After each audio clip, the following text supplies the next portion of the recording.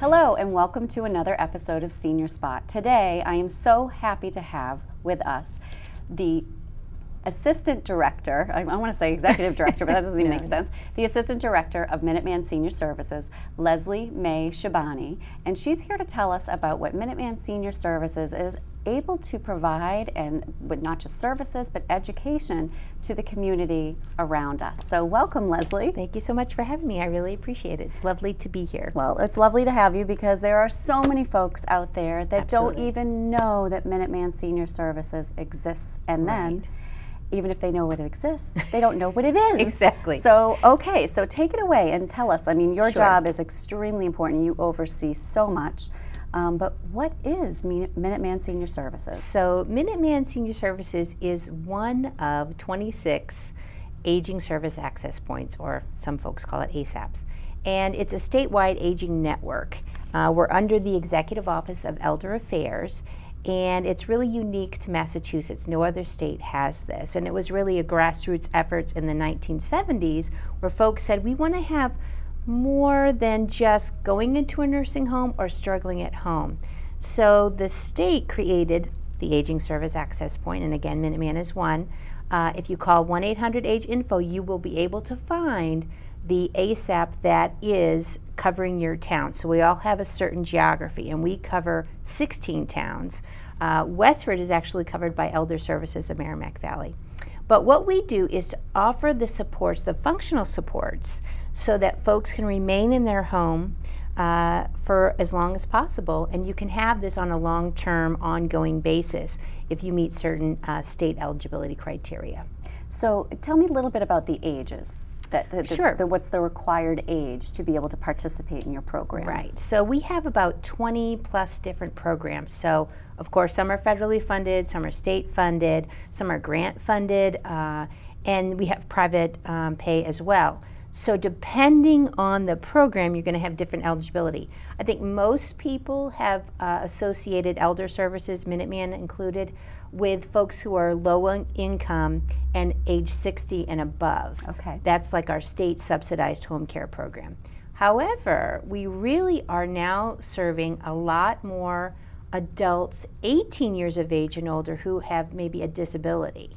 So because, you know, if you're 35 or 40 and you have, say, multiple sclerosis, the supports you need in the home are very similar to if you have, you know, cardiac conditions or MS at 65. It's not really that different. So there's a huge trend of pushing sort of the disability and the aging services together so that we coordinate better. Well, I love hearing that. And you know, it's interesting to hear that Massachusetts is the state, Of course you know, it we're is, right? always ahead of the game. I mean, not that I'm biased or course, anything, right. having lived here my whole life, Right. but you know, it is amazing, and I think, you know, thankful to those people in the grassroots, because there is such a huge part of life that's in between what you describe as those Absolutely. two kind of, you know, the two opposites, you know, being at home and being independent, or being in a Right. nursing home, and you should be able to have care throughout that whole continuum. Right.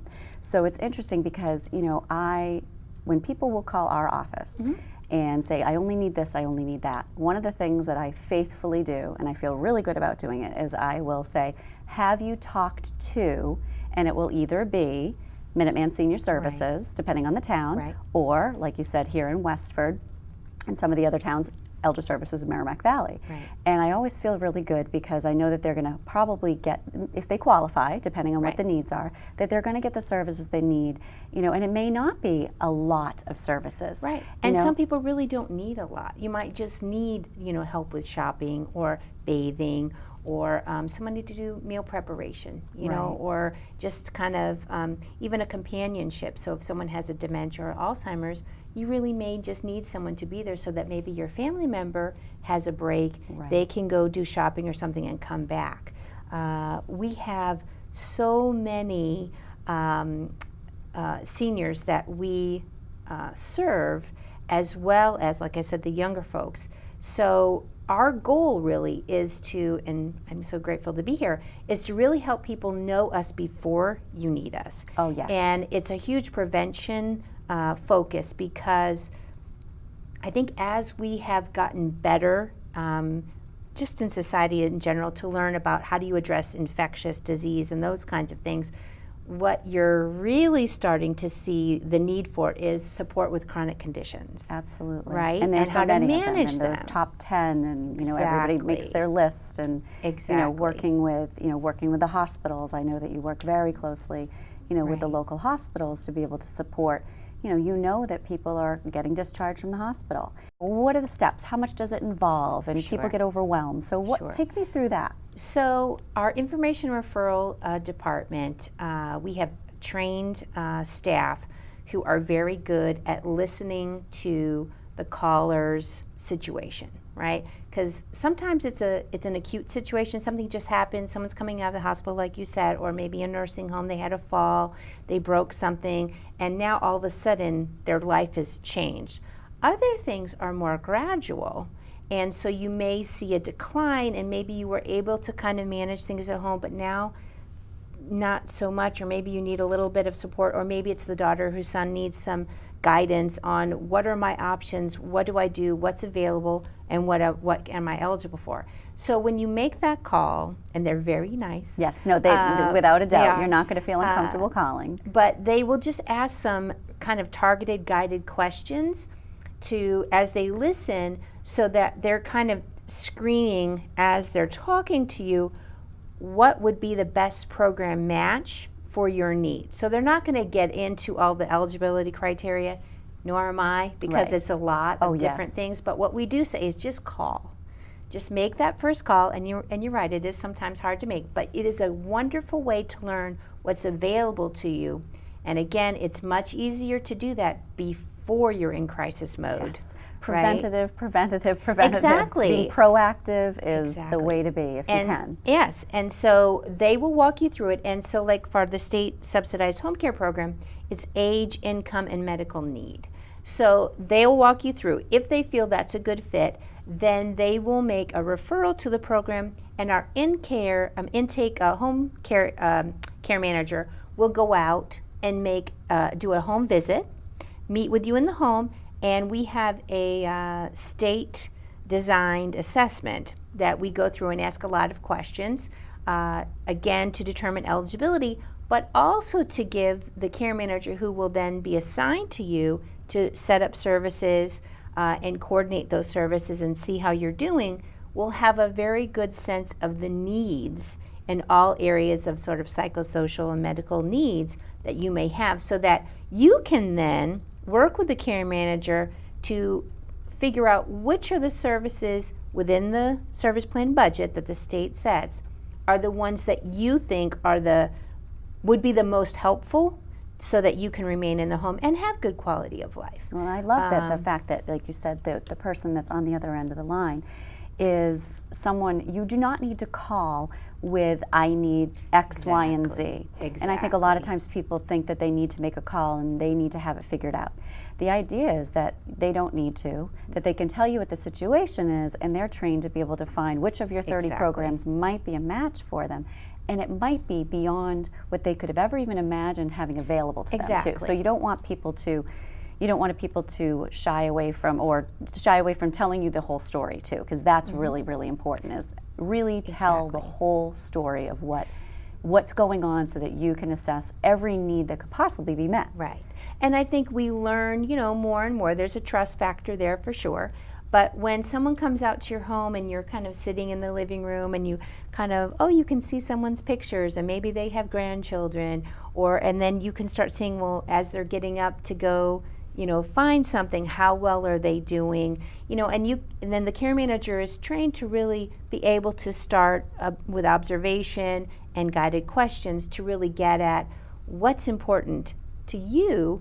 Maybe it's, that you have this wonderful garden and you want to be able to do that, or you want to be able to care for your grandkids, or maybe it's your spouse or a disabled adult child that needs more attention and care. And so what's that important thing for you? Or maybe it's continuing to work. What is it important to you, and how can we support that with services so that you can go on and continue to contribute in the way that you want to. So, what I'm hearing is that, it's about each person's story. Absolutely. And it's very unique and individualized. So while you're using, assessment tools, and you're using sort of protocol, things that you need to, for qualifying and making Right. sure that that you're able to justify why someone needs something. I love the idea that you're listening to their story and what works for them, because you might, if they don't need someone to go and help them with laundry, they might love doing that, so you're not going to check that off on the list. Exactly. You might find that they need help just, I don't know, organizing some of the food in their refrigerator so it's not expired, whatever it might be. Or like one of the programs we have is a money management program where sometimes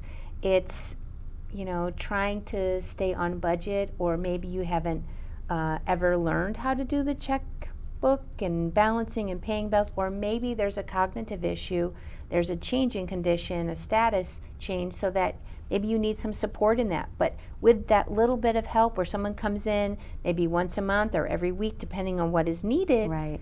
you can then be functional in the community. We have a client who is just magnificent, and she, due to some vision, challenges, this is something where she does get some help with looking through the bills and looking through things. And never did I imagine that it would encompass a service like that. So I think when people think of, okay, I understand what this is, but the first immediate thought is, well, it must be because someone is, physically or mentally incapable or unable to be as independent as they once were. But really, it has to do with even that situation like that. Right. Or, I look at it that you have some people that maybe their spouse did all the finances for the last 50-something years, and now they're in a situation, if they passed away, so it's not always, that's what I think is wonderful, is that you have 30 services, and I love that you picked out one of them that you wouldn't even think would be possible. And I didn't even know about that until probably about a year and a half ago. And I was delighted to hear that, because that's how you can help people remain independent. Absolutely. And with so much talk about social determinants of health, which is such a huge factor in someone's overall wellness, there's a couple of studies that say like 60% of your wellness, your health, is social determinants of health. So where you live, your environment internally, in the neighborhood, outside as well. Maybe it's transportation. Do you have access to different grocery stores? To food. That's food affordable. Security. Exactly. You could be down the street from, I won't name the stores, but from very expensive places to grocery shop that when you moved there 50, 60 years ago didn't exist. So how do you get to the places you could afford? Right. And so the money management program, what they do, I think, is amazing, because they're really creating a budget so that you can maximize the social determinants of health, essentially, right? So you have a roof over your head, you have enough money for food, you have enough to pay for the insurance, and what we find is when there's gaps there, then say the money management volunteer will then make a referral, say, to the SHINE program. Right, which is another marvelous program. It's fabulous. And that's the one for us that, thank goodness, at least got funding through, this past year. But that's the one where you're really getting unbiased information and guidance on the Medicare insurance plans. And that helps so many folks. We partner with the Council on Aging. We have a partnership with Leahy to have someone in the community for us. But that's a service, again, that is, you hear so much about, seniors having to choose between food and medicine. Right. So if you have a good understanding of which insurance package or product will cover your medications, they're helping with addressing, that area, those adverse drug events, as well as now someone has money to also get food. Right. Right. Absolutely. And so it helps in both ways. Well, and it's a vicious cycle, and if you don't have someone help you to break that, right. And then there's just so much to understand and to learn. Anything Absolutely. that has to do with medications and right. Insurance. Let's just Right. face it; it's not Right. easy to get through those those papers that come in the mail. Right. And it's really a maze. I mean, the social services, with all the different screenings for eligibility for mass health or veterans benefits, and just the state, programs as well as federal programs. So every program, they are aware of the types of programs, and then if they see something, they may not do the screening, but they'll refer to the next program that will. See, that's great. So we're everyone's always trying to catch talking that. to one another, so that you're Absolutely. looking to see what else someone might be able to benefit from. Right. Which is it's like one-stop shopping. You know, it Exactly. really is. I mean, to be able to Exactly. go and get so many different pieces of information, but also recommendations, and Absolutely. unbiased too. Because a Exactly. lot of times people might be conflicted with asking family members or friends about, things like finances and how do I balance. There's also, just keeping it confidential. People don't want people to know about them, or they're embarrassed. So it's Right. amazing how many different services. I mean, we've covered now a few of them that Right. I bet the audience did not know even would exist. Right. And I would say there's a couple other ones. I think probably the ones that we are most known for, like the Meals on Wheels, our nutrition Yes. services. And we have over like 500 drivers, volunteers, who make that possible. And like last year, we served about 179,000 meals to Wow. folks. And that's just in your just in our towns. 16 towns Yes, that so we let's cover, make that not clear. across the state by any means. It's huge. But malnutrition and food security are huge issues for seniors. And again, that leads to, if you have better nutrition, you're able to support your own body system. You're able to, it impacts the wellness of that chronic condition, if it's arthritis, if it's diabetes, if it's, cardiac health conditions, heart failure, that kind of thing. All those things are affected by the nutrition that folks need. So if we can give somebody a hot lunch, and we do frozen meals, we do all kinds of different shelf-stable meals during the winter storms, it's amazing to wow. me that folks will, I would there's a never think of preparedness. that. They have all the frozen meals or shelf-stable meals ahead of time, like in the fall, they start doing that so that everybody has at least enough food Some for backup. a couple, Wow. through storms. I mean, that it's Right. now that you say it, it seems like common sense, but it's not. Sometimes the simplest things you don't think about, Right. and you're always kind of chasing your tail Right, and, right. running to the store, and that's Right. why it runs out Exactly. of eggs and Everything milk else, and right? bread and but all of that. they do a great job of preparedness for different weather situations. But the other part about the Nutrition Meals on Wheels program is that because you have a driver who's going out and seeing that person every day, sometimes that might be the only person that a senior sees. So there's a bond and a relationship that builds over time. So there's a real social connection and a socialization element to that intervention. Oh, definitely. And they look forward to Oh, of course. someone coming by. Absolutely. And usually, I mean, from what the folks that I know that volunteer or that work through the Meals on Wheels program, is that they're usually in it for quite a while. It's because something that's just a part of what they do and they love. So if you're going and you're checking, in on some, you're not technically checking in on them, but it's hard not to notice major changes. Well, so that's very helpful too. exactly. If you've been going to the same person and delivering meals, you're thinking, okay, this isn't my area of expertise, but I know the right people in Right. Minuteman to be able to say, I've noticed that this is happening, and I'm just giving the observation, and then you take it and you figure out Absolutely. what else you might be able to do. And they've been wonderful about that. The whole safety check, it's like a daily safety check. You have eyes and ears on that person. And we have, been able to notice, well, someone's not there to pick up the meal, or maybe there's some sounds behind the door, but they're not coming to the door, where a driver has found someone on the floor, and because they followed the protocol, we're able to get the emergency responder in right away, so that person, is okay. So it's really something, and I think we're really looking at how best we can help really affect food security, and how do we support nutrition so that we're reducing the risk of malnutrition. And it's just a wonderful thing when you see so many volunteers really commit and have a passion for it. Oh, so definitely. it's been wonderful. It makes me smile just to think about it, and I know that obviously, I wouldn't call that necessarily, I would call that a success story. You never want to find somebody in that, but it's a success story in that they were able to get the help there that was needed. And then they're able to come back, be at home, and continue on with their life. One of the other programs that we offer, it's a federally funded program, but it's the Family Caregiver Support Program. Oh, that is great. And it's specifically to support the family member who's caring for someone. And because they might have caregiver burnout. No, exactly. Or maybe some needs of their own. Yeah, right. And it's really a way to support the whole family. And that's kind of how we look at it is, if you have a caregiver, I always use my hand like a little bridge. If you have just one support under this bridge. It's a wobbly bridge. Yeah, would you drive over No, it? no, It's not very strong.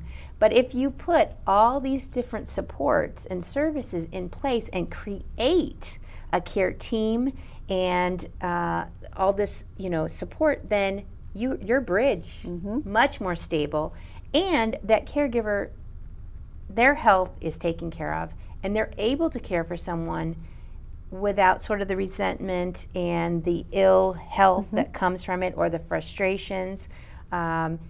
We have support groups. We have a wonderful healthy living class called the Powerful Tools for Caregiver class. That is a great class. Yeah, and I love and it's a seeing peer-to-peer, it advertised in many different locations, Yes. Throughout all the towns that you service. Right.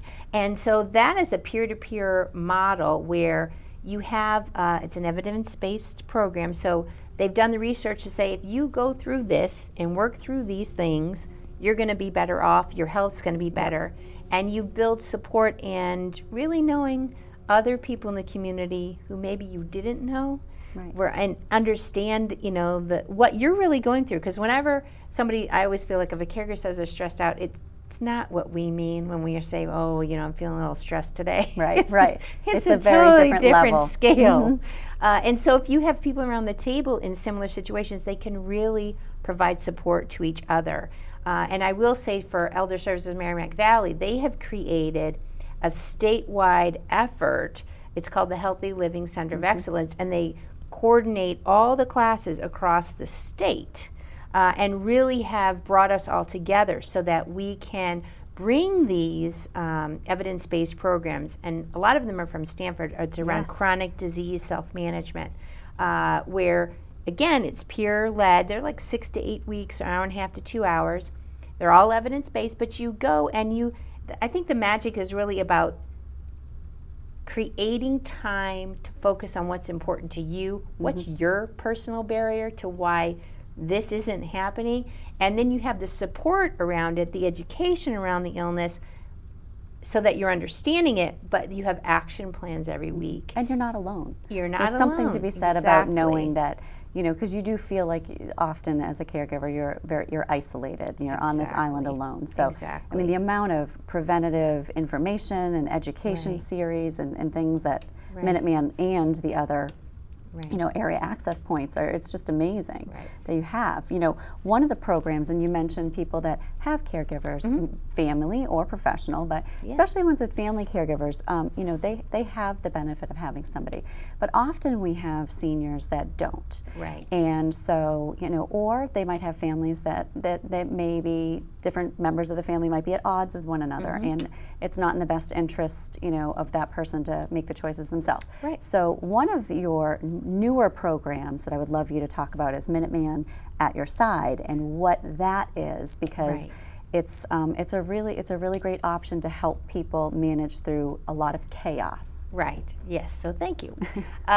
One of our core, I'd say, services is care management, and the state provides this program, the state subsidized home care program, and so our care managers are able to support those folks who meet that criteria.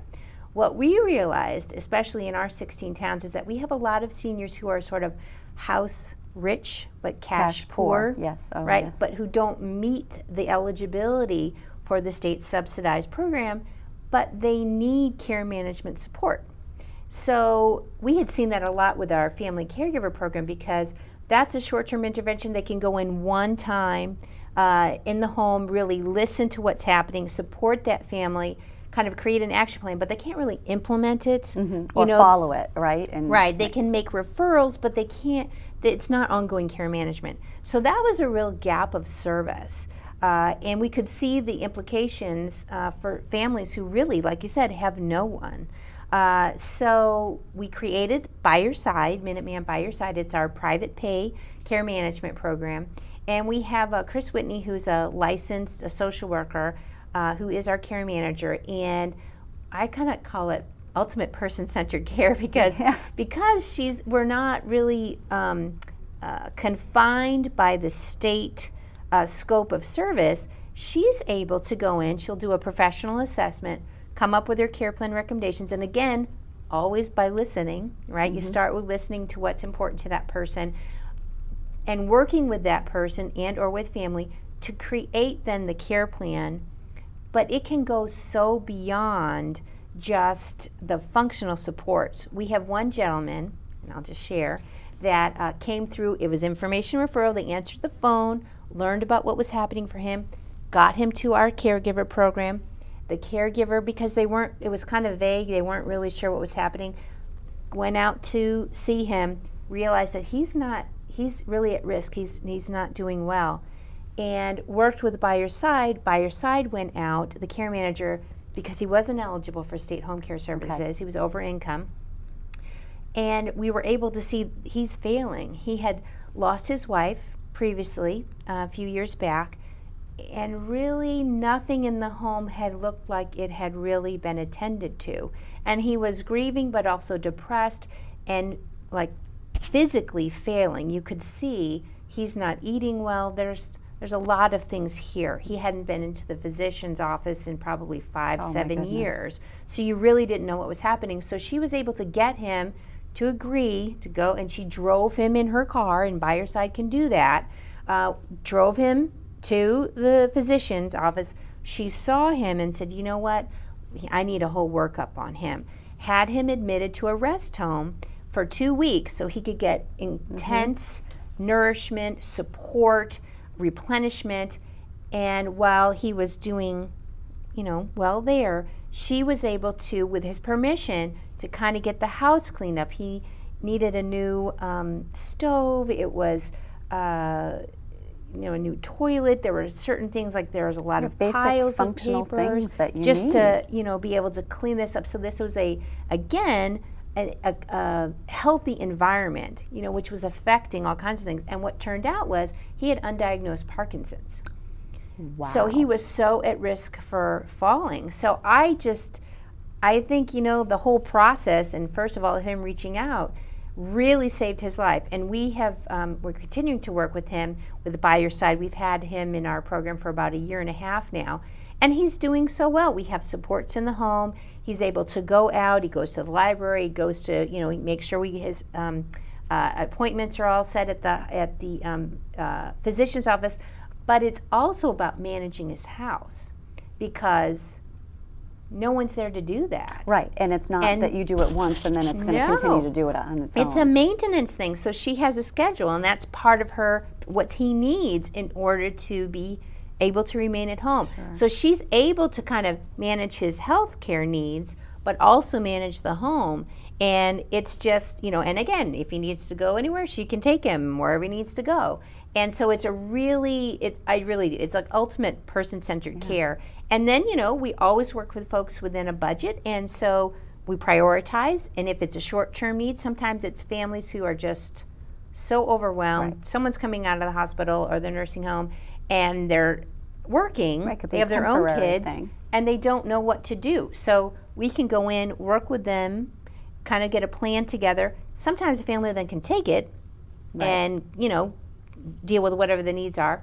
Sometimes they want that, okay, go ahead and get everything set up, then I can take it. So it's just a way of, we offer up our service to support you wherever you are, however you need it. That is probably the perfect way to wrap it up too, is that if anybody was feverishly writing this down, I think they would have run out of space on a piece of paper to understand the services that Minuteman is able to provide. And that's why we just say call. But that's right. Just call, and the tell your website's story. going to be put up Call. there. So Yes. thank you, Leslie. Thank Oh, you for thank coming you to so share much. about Minuteman. It's I what really a appreciate wonderful it. resource we have right Thank here. you so much. Thank you.